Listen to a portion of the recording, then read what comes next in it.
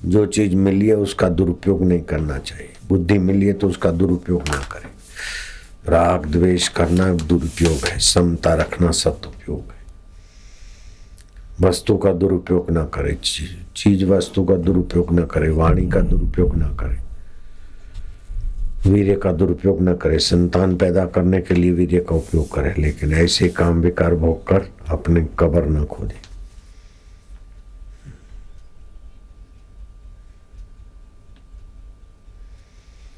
जो संसारी मजा लेता है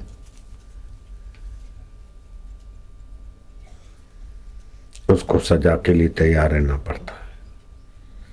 संसारी मजा में सजा छुपी है।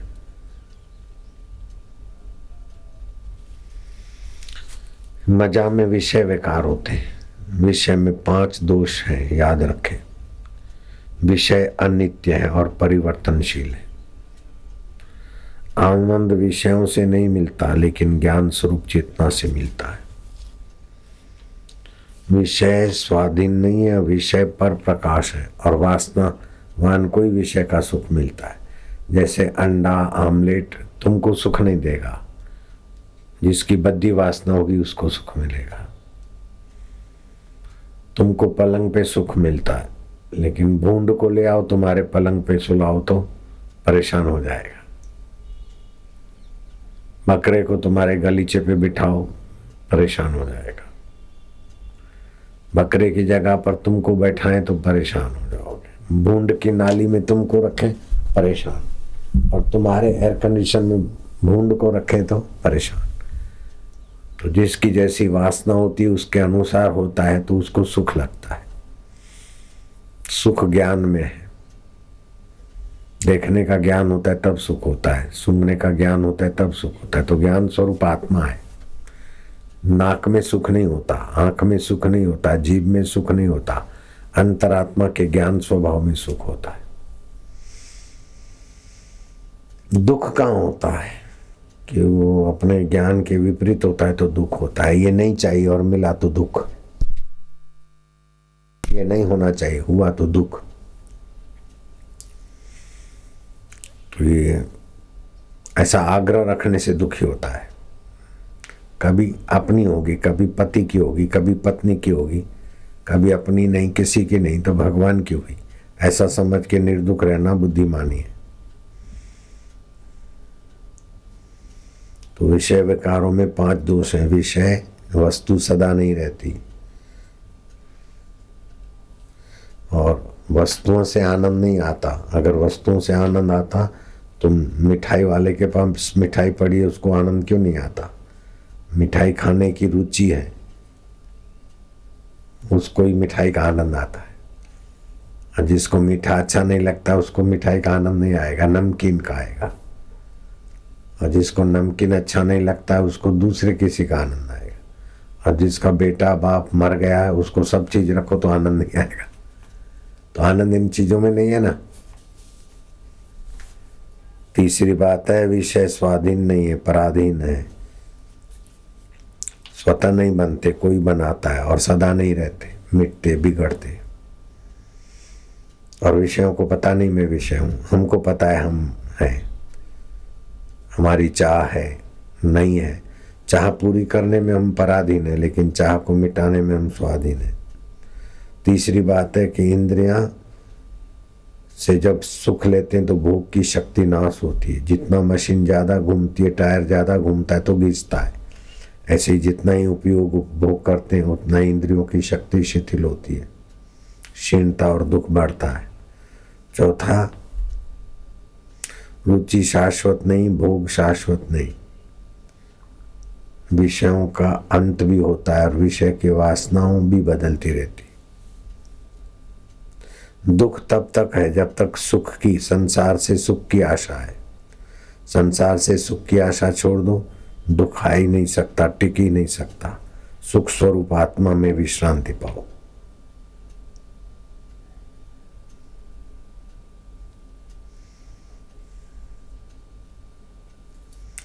जो सुखी जीवन जीता है वो किसी के काम नहीं आता, दूसरों का उपभोग करता है।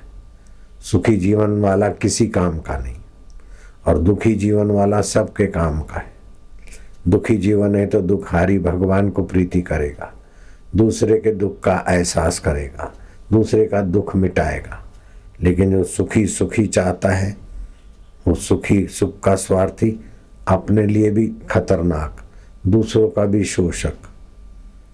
मैं सुखी हूँ, मजा है, तो किससे कितने का हक छीनता होगा, कितने लेबरों का, कितने समाज का, तब सुखी। और फिर शरीर की आदत गंदी करा, भविष्य में बीमारी का दुख भोगेगा। सुखी आदमी अपने लिए दूसरों के लिए मुसीबत होता है। सुखी आदमी की स्वयं में उन्नति नहीं होती, दूसरे की भी उन्नति नहीं करता। जो पूर्ण दुखी है वो अपनी उन्नति करता है और दूसरों की उन्नति भी करता है। पूर्ण दुखी संसार से उपराम होता है, भगवान में शांत होगा और दूसरों को भी भगवान में शांत करेगा। और जो दुखी है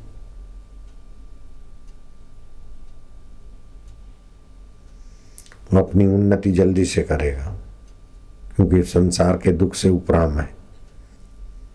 भगवत संसार की चीजें न चाहे और भगवान को चाहे, जल्दी उन्नति करेगा।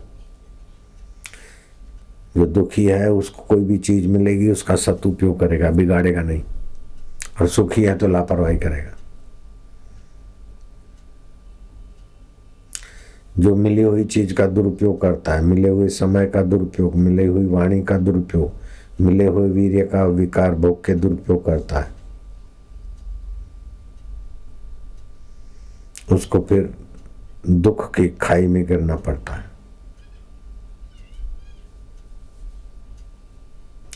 जिसके पास चीज वस्तु नहीं है, अभाव है, लेकिन ममता और कामना नहीं है तो अभाव में भी मौज में है। और जिसके पास चीज वस्तु है, ममता है, कामना है, तो वो विकारों को जन्म देगा। विकार और कामना अशांति को और बेईमानी को जन्म देती है। निर्विकारिता, निष्कामता, शांति, आनंद और भगवान को प्रकट करती है।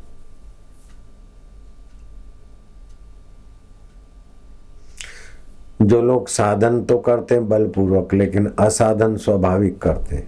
जैसे झूठ बोलना असाधन है, स्वाभाविक झूठ बोलेंगे, साधन करने में मेहनत करते, उनका साधन जल्दी सफल नहीं होता। असाधन छोड़ दे,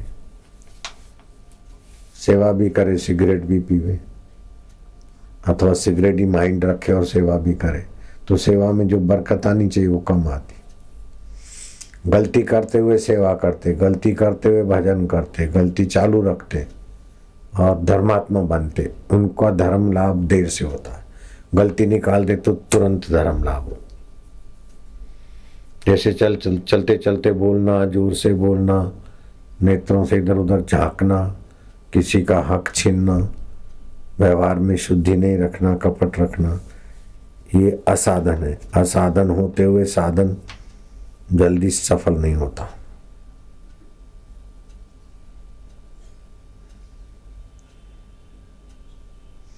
असाधन स्वाभाविक करते हैं और साधन बलपूर्वक करना पड़ता है, उनको बहुत वर्ष लगते हैं। लेकिन जो असाधन से जान छुड़ाते हैं वो फिर कुछ भी नहीं करते, मौन ही उनका साधन हो जाता है। असाधन छूटा तो फिर साधन की भी जरूरत नहीं। असाधन है इसलिए बलपूर्वक साधन करना पड़ता है। असाधन निकल गया तो फिर स्वतः सिद्ध के लिए कोई साधन की जरूरत नहीं।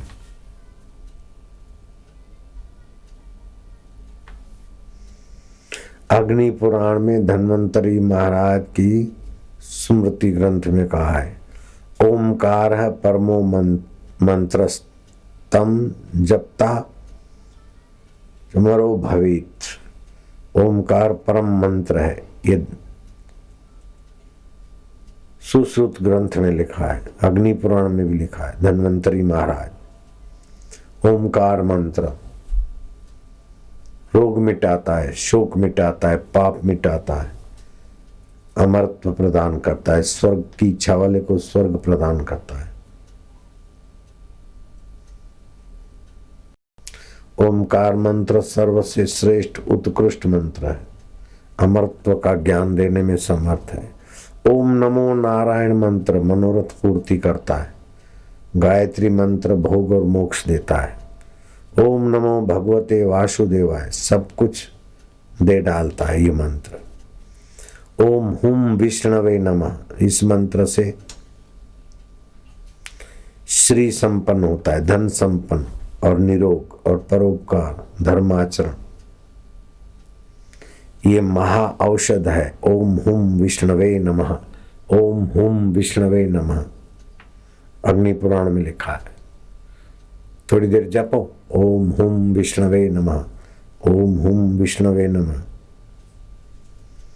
अब जिस मंत्र में श्री है वो संपदा देता है, जैसे श्री हरि, श्रीधर, श्रीनिवास, श्रीशः, श्रीदः, श्री संपदावाचक है।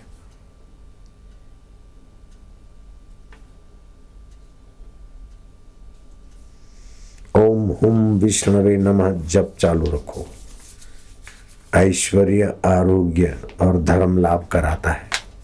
आज तो जप की कमाई करो, ये जप करने से निरोग, संपदावान और धर्म लाभ होता है। जप करो ओम हुम विष्णवे नमः, ओम हुम विष्णवे नमः, ओम ह फिर गए अर्धचंद्र मात्रा, हुम विष्णवे नमः, ओम हुम विष्णवे नमः। जप चालू रखो। जिसको ब्रह्मचर्य मजबूत करना है वो ओम अर्यमाय नमः जप करे, और आंवले के चूर्ण में 20% हल्दी डाल के 10 ग्राम रोज फाक लेवे, ब्रह्मचर्य मजबूत होता है।